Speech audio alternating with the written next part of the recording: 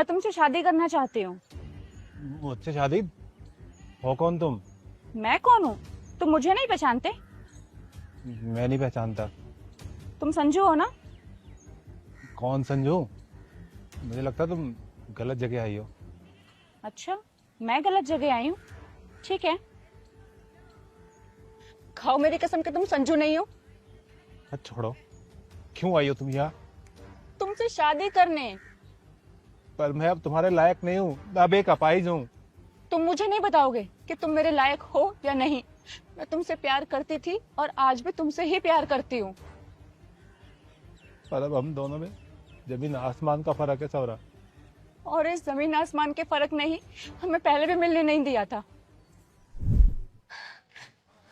Uncle जी नमस्ते, आइए बैठिए। तुम्हें क्या लगता है मैं यहाँ इसलिए आया हूँ कि मैं अपने बेटे की शादी तुमसे करवाऊंगा? पर संजू ने कहा था कि पापा शादी की बात करने आएंगे। तुम में और हम में जमीन आसमान का फर्क है। तुम जैसी लड़कियों को मैं बहुत अच्छी तरह से जानता हूं। खुद के दम पर तो कुछ होता नहीं है, बस पैसे वाला लड़का देखो और शादी कर लो। नहीं अंकल जी, ऐसी कोई बात नहीं है। मैं और संजू एक दूसरे से बहुत प्यार करते हैं। तुम मेरे पैसे से प्यार करती हो, और एक बात कान खोल कर सुन लो, आज के बाद मेरे बेटे से मिलने की कोशिश भी मत करना, और शादी का सपना तो भूल ही जाओ। अंकल, अगर तुमने मेरे बेटे को नहीं छोड़ा तो मैं अपनी जायदाद से उसे बेदखल कर दूंगा। सड़क पर आ जाएगा वो, और फिर कर लेना उससे शादी।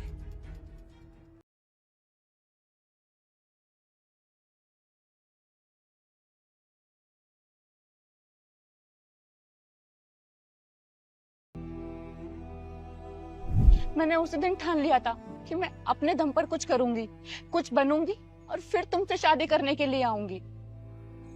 तुम समझते क्यों नहीं?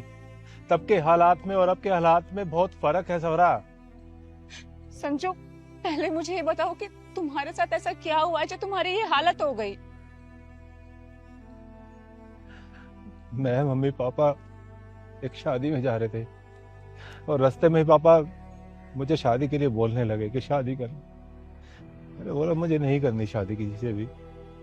तो हमारी जिद बहस होती रही और बहस के चक्कर में पापा का ड्राइविंग से ध्यान हट गया और हमारा एक्सीडेंट हो गया।